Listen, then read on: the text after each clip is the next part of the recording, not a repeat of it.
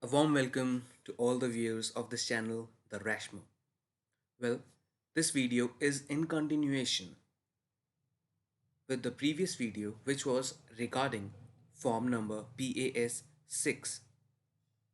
So let's just discuss this topic in continuation, and I'll give you a live demo how to fill the form PAS 6 while reading and seeking the help from the help kit, which was and is provided by MCA.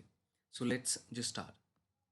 So here you can see that this is form number PAS 6, and this form relates to reconciliation of share capital audit report half yearly. So this means that this form has to be filled half yearly. So now, first of all, you will have to choose the language in which the form has to be filled. By default, the form is selected in English language. You can select Hindi also. Thereafter, you will have to enter the SIN number. So let's just move on to the help kit being provided. So here the MCA has given the elaboration as regard to the SIN number. You have to enter a valid SIN number, and one can find the SIN number by entering the existing registration number or name of the company in the Find SIN service available under the menu MCA services available on the MCA website. Now, to the second point, after inputting the SIN number, you will have to click on the prefill button. After clicking on this prefill button, the details will automatically be fed in into the form. Note, you have to open this form into Adobe Reader in order to fill the form. I am using Chrome browser in order to illustrate you the different features of this form, and I'll upload another video using the Adobe Acrobat Reader using the live credentials of existing companies in order to give you a more in-depth knowledge regarding this form. So coming back to the point, after you have filled in the SIN number, you will have to click on this prefill. After clicking on this prefill, the name of the company will automatically populate in this form, including the address of the registered office of the company, the email ID of the company, if it's already been there. If it's not, you will have to enter it manually. Now you will have to enter the phone number. Now ISI number. So coming to this help kit, there is an information regarding ISIN number. You will have to enter the ISIN number. Now, all information shall be furnished for the half year ended 30th September and 30th March in every financial year for each ISN separately. You will have to give more importance to the last three words each ISIN separately. ISIN separately. So if you own, yeah, if a company has, suppose your company has different ISI numbers. Suppose you are holding four ISI number, then you have to input all those four ISIN numbers separately in separate forms, because in this form there is no separate column key being given or provided in order to input the ISIN number. So as per this form, from my side, my opinion is that you will have to input each ISIN number differently. Now, you have to input the period of filing. So, the period of filing would be either 30th of September or the 31st of March, because this form is a half yearly form. Now, you will have to give the details of the capital of the company. Let's move forward here. The details of capital of company. Now, you will have to enter the details of issued capital, number of shares, along with percentage of total issued capital. Now, you will have to input the number of shares and accordingly the percentage of total issued capital. Now, after that, now here another information is you have to enter the total number of shares which are held in dematerialized form or physical form. Now, you will have to give the bifurcation of the issued capital, means the issued capital is further have to be bifurcated into three categories, like held in dematerialized form in CDSL, Central Depository Service Limited, and the National Securities Deposit Limited. And the third is held in physical form. These are the three categories in which the issued capital has to be bifurcated. Now, you will have then it will automatically populate the total numbers B plus C plus D, B plus C plus D. And here you will get the results in the total number of shares, then the percentage of shares. Now, you will also have to mention the reason for difference in form in point number 5A and 5E. Means, suppose you have written here 1 lakh number of shares, but the total number of shares are coming to 99,000. So you will have to give the reason for that difference of 1,000. Now, the next point is,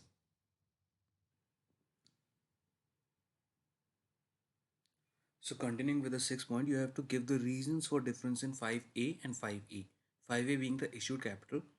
As earlier as I said, suppose you have input the number 1 lakh shares and the total number which is in the 5E point comes to 99,000. So the difference of 1,000 has to be cleared out. So coming to the seventh point states you have to give the details of changes in share capital during the half year under consideration as per table below. So in the help kit, you can see that regarding the details of the changes in the share capital during the half year under consideration as per table below. You will have to enter the details of changes in the share capital in the form of rights, bonus, private share, ESOPs, amalgamation conversion, buyback, capital reduction, forfeiture and others. So accordingly, you can select from the drop-down menus and you have to first select the type of depository, NSDL or CDSL accordingly.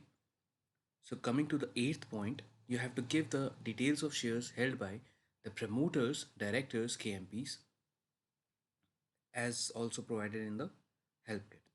So now in the 9A point, you have to state whether the register of members is updated. You have to select yes if it is, no if it is not. In the B point, if no, the date up to which it has been updated, you have to mention the details. In the 10th point, whether there were dematerialized shares in excess in the previous half year period. Accordingly, you have to select yes or no. In the 11th point, has the company resolved the matter mentioned in the point number 10 above in the current half year? Accordingly, you have to choose yes or no. If your answer is no, you have to give the details and reasons thereof. So in the 12th point, coming to the help kit, you can see that in the 12th point, you have to mention the total number of DMAT requests, if any, confirmed after 21 days and the total number of DMAT requests pending beyond 21 days with the reasons for delay. So you have to, instructions said that you have to specify the details of number of requests, the number of shares and the reasons for delay for requests confirmed after 21 days or requests pending beyond 21 days. So the table is bifurcated into two categories: the total number of DMAT requests which are confirmed after 21 days, so number of requests, the number of shares and reasons for delay.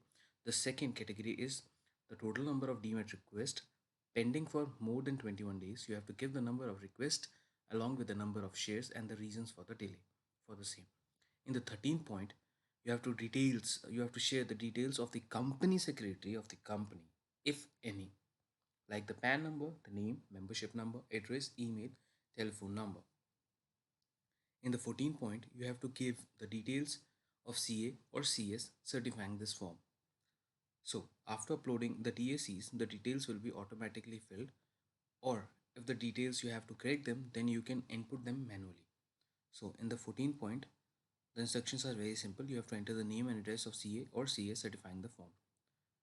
Now, whether there is appointment of common agency of share registry work, you have to choose yes or no.